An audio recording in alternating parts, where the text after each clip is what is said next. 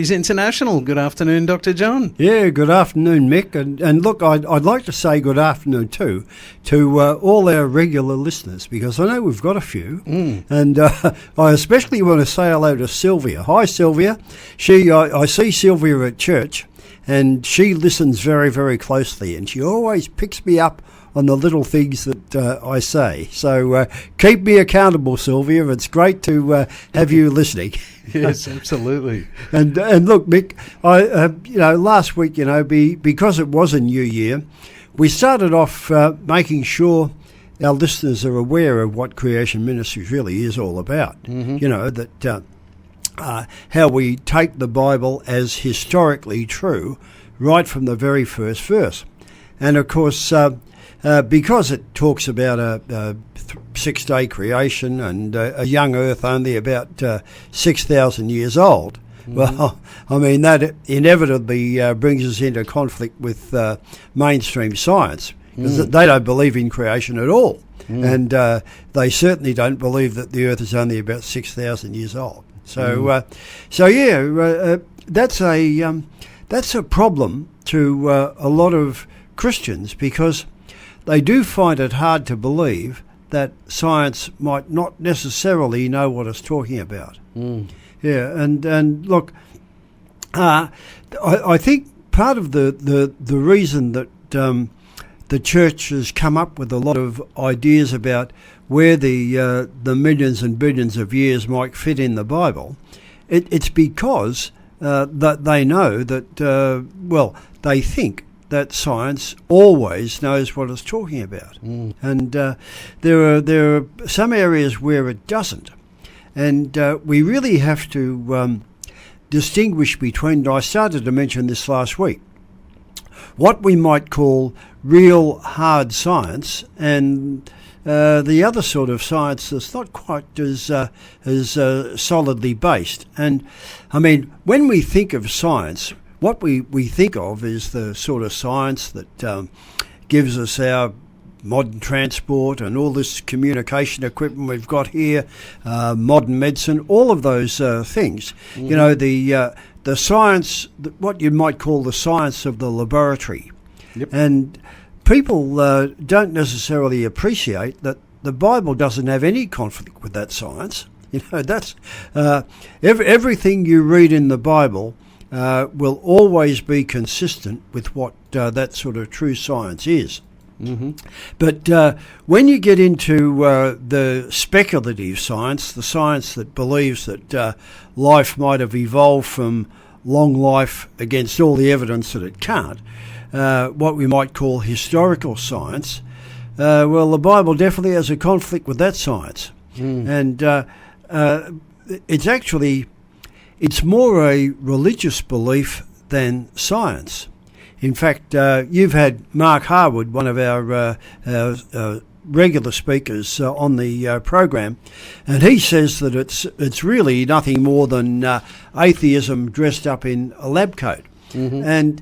And it's really pretend science. It's trying to explain how we got here without the need for God. And of course you can't do it, because you can't explain the origin of life. Because as we know, all life comes from either an egg or a seed or a spore or something like that. Mm-hmm. And packaged up in that, very, very tiny thing is a comprehensive genetic program that spells out the life that's going to come from that seed. And all these programs are specific for whatever animal or plant is going to be produced from that seed or that egg or that spore. And we might be able to classify those things into groups like kinds, like dogs or cats or horses or something like that. And you might be able to subclassify those into the various species, which of course is a man-made word. That's not a God word. Mm-hmm. God's word is kind. Mm-hmm. But man talks about species, which are really different varieties of kinds. And it seems that all of those varieties of kinds, the species, have come from either a reshuffling or a deletion of some of the genetic information that was in the original kind, because there's no evidence of any extra genetic information that's ever been added, naturally speaking anyway, ever been added to any of the original program that is clearly designed by the greatest intelligence outside of the universe. And I mean, that's God. And I mean, it is just an amazing program. Now, man can add stuff to it. He can interfere with it a bit, and we've seen some of that recently. But in all of that interference with it, man is using his intelligence to make changes. It's not happening spontaneously. So I think what we have to say is when we look at that original program, it is very large, it's very complex, and really one kind just can't change into another kind, which evolution would demand. I mean, common sense tells us that. We see that dogs don't change into cats and cats don't change into horses and things like that. So you get variations within the kind, but you don't get any new one kind changing into another. So really, I think we have to say that there has to be an intelligent designer of that, because programs just don't write themselves. Yeah. And if you have a look at what a computer programmer does, if he's designing something different, he might use some sequences that have been used before, but really the whole thing has to be completely written again, because it's just not going to work by adding bits and pieces to it. You can't take a computer program and add a little bit here or change a few letters there and expect it to run any better. Usually they don't run at all. It's interesting how nowadays they talk about DNA code and how bits are turned off inside the DNA code. And one news story that's been really big over the last few days is the tiger snakes on an island near Tasmania.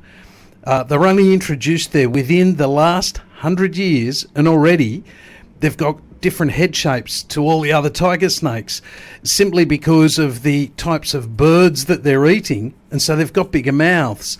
They're saying, isn't it wonderful how this evolution is happening right in front of us, so quickly, mind you. Yes, they've come up with evolution to try and show long ages. Now all of a sudden something happens really quickly, but they've also said in the same story that code is already in their DNA. Well, that's absolutely correct, because what we're seeing is not an example of evolution. You're seeing an example of natural selection or adaptation to the environment. And there is no way that you can ever add any information. The information has to be already there, but it gets selected for what's already there because of the food variety that they've got. So yeah, it's natural selection, it's adaptation, but it isn't evolution. Absolutely. You're on 94.9. It's 24 minutes past 4. And Dr. John was just telling me what phenotypic plasticity is when it comes to these snakes that we were talking about, being able to change their shape within their own lifetime. Yeah, well, each snake wouldn't do it within its own lifetime, but certainly within a couple of generations. Because what happens, I think you mentioned that on that particular island, their diet is restricted to seabirds. Yeah, and seabirds are probably a bit bigger than the mice that they might have been used to previously. Yes, and so the snakes with the slightly larger heads would be better adapted to eat the seabirds, and the progeny that they have with larger and larger heads, all of which is built into the program already. Yep. They are the ones that are selected for.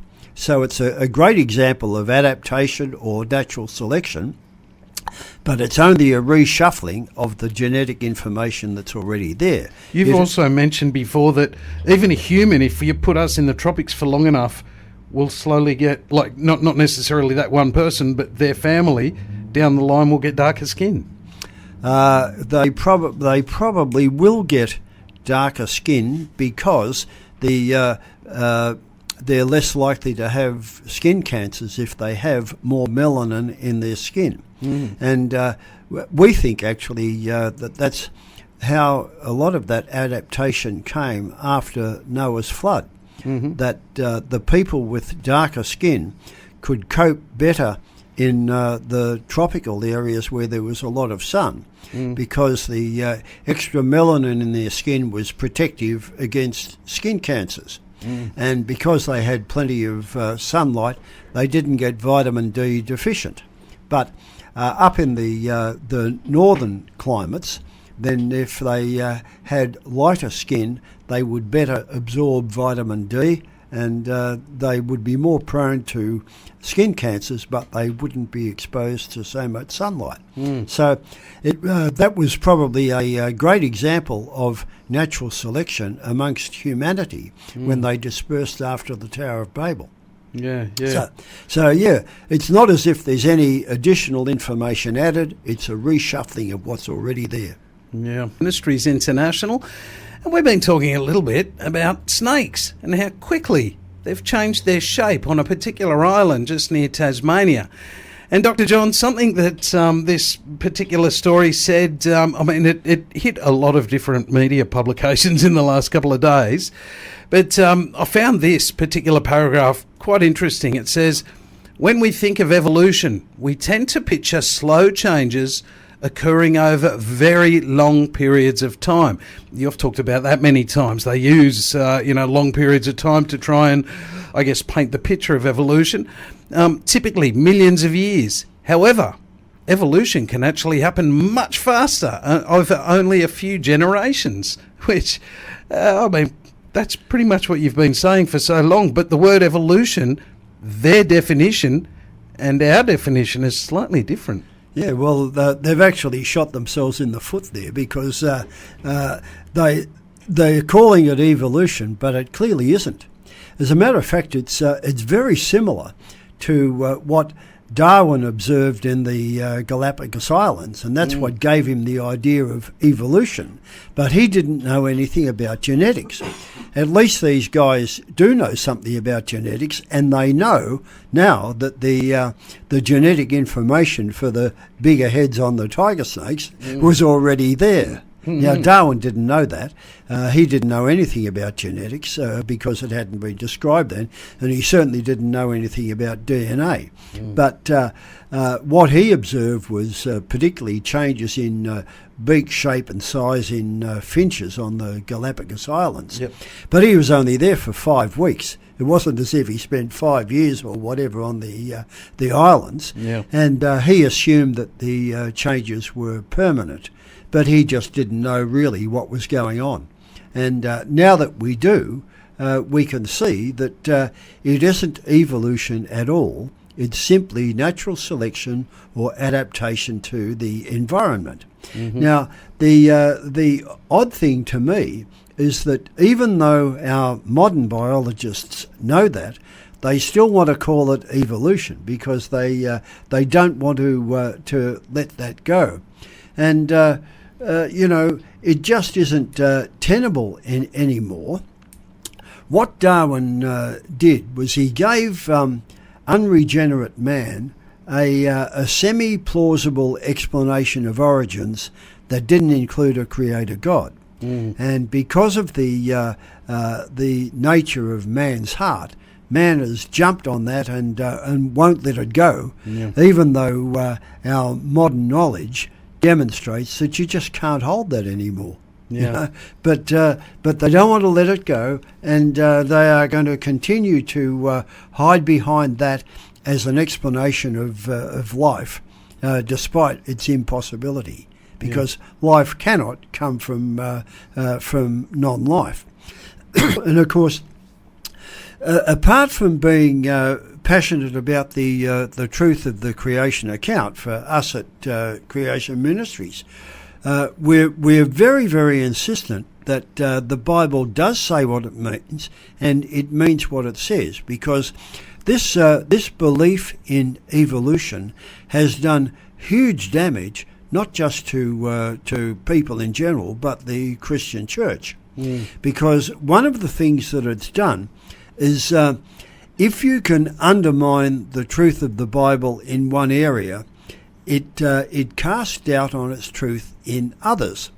And we know that surveys have shown that a lot of people are resistant to spiritual things because they think that science has disproved the Bible, which of course it hasn't. And but it has meant that a lot of people have rejected not just the creation story, but also the story about Jesus, his life, his death and his resurrection and so on. And of course it has eternal consequences if you reject that. And so it really has done some terrible things to the evangelistic outreach that we're all commissioned to be involved in. And it's done a lot of damage to Christians too, because when they start to doubt certain aspects of the Bible, they start to doubt aspects that really are very, very important. It's interesting that about 100 years ago, there was a group of Christians in the US that decided what were the fundamental beliefs of Christianity, and they came up with 5 of them.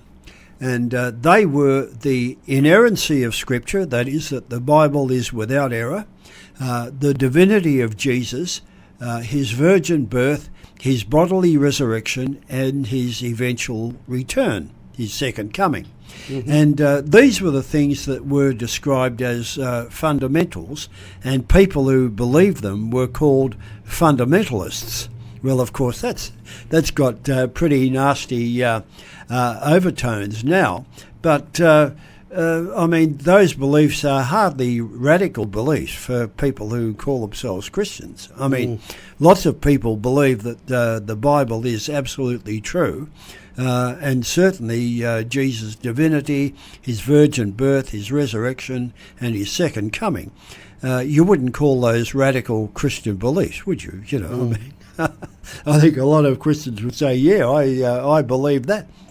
And, I mean, there's not much doubt that Jesus took what the Bible said as absolute truth anyway. You know, he regarded the first 5 books as being written by Moses. He said so. He clearly regarded the creation story as true. He didn't specifically mention Adam and Eve, but he did mention the murder of Abel by Cain. So, you know, he certainly knew the beginning of the book was true as well. And of course, the gospel writers frequently quoted the Old Testament scriptures that had prophesied a lot of the events of Jesus' life. So it's pretty clear that they too accepted the entire truth of the scripture. Now, evolution does undermine the creation story.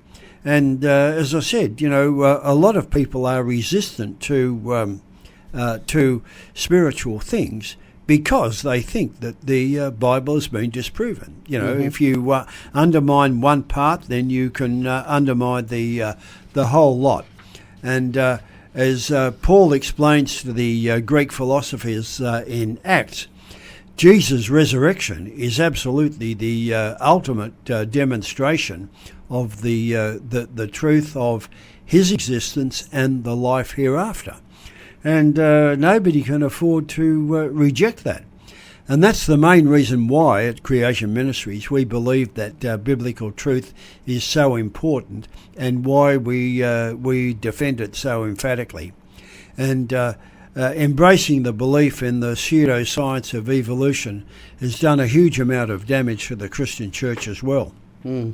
So, yeah, I think if we want to be effective in our evangelistic outreach, and we all do, because that's the Great Commission for all of us, we're all commanded to share what we know, and really we want to be able to do that as effectively as possible. And one of the main problems, of course, is where death came from.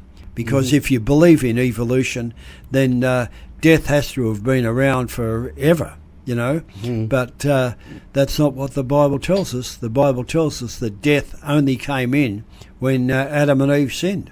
So really that's not just the Old Testament, that's the New Testament as well. So really I think Christians need to look very, very carefully at any thought of rejecting some of those difficult passages, admittedly, in the Old Testament. Other news that I've noticed sort of recently is in regards to, I know there was a story about crabs and how these particular crabs evolved into a different type of crab, and then they evolved into something similar to the first crab. And then another type of crab evolved into the same crab as this crab, and they kept evolving into different, I guess, what they were calling species of crab, but they were really all the same species of crab. And quite often we see stories about, oh, look, this little marsupial that's, you know, it's somehow related to this other marsupial. It was extinct like 120 years ago, but now all of a sudden we've found another one. Is this a case of the information could potentially still be in the DNA, and so they're simply just evolving into something that's been there before? Well, what you're talking about, the crabs, is very possibly that, because one of the things that we know is that creatures of the same kind can interbreed, and Darwin actually observed something on the Galapagos Islands that was very, very interesting. On one of the islands, he observed, what were they? They were lizards, iguanas. Yep. That on one island they were sea-going iguanas. You know, they used to dive into the water and catch fish. Whereas on one of the other islands they were land-dwelling iguanas. And he thought this was another example of evolution and so on. But it turns out that they can hybridize. So, they're not different kinds. They may be different species, but they're not different kinds. And the same would go with the crabs that you're talking about. If they're actually of the same kind, then they would be able to hybridize. So if they started crossing, then you might see a completely different apparent species of crab, but then that species might disappear and become one of the original ones, because the genetic information is already there, and it's just a reshuffling of what's already there. So when you have an appreciation of what is really going on, you can see that none of this is evolution. You know, natural selection or adaptation is not evolution. It doesn't add any genetic information. And as we've talked about on the program before, mutations don't add information either. They usually destroy information that's already there. And they're the only two mechanisms that have ever been suggested for evolution to occur.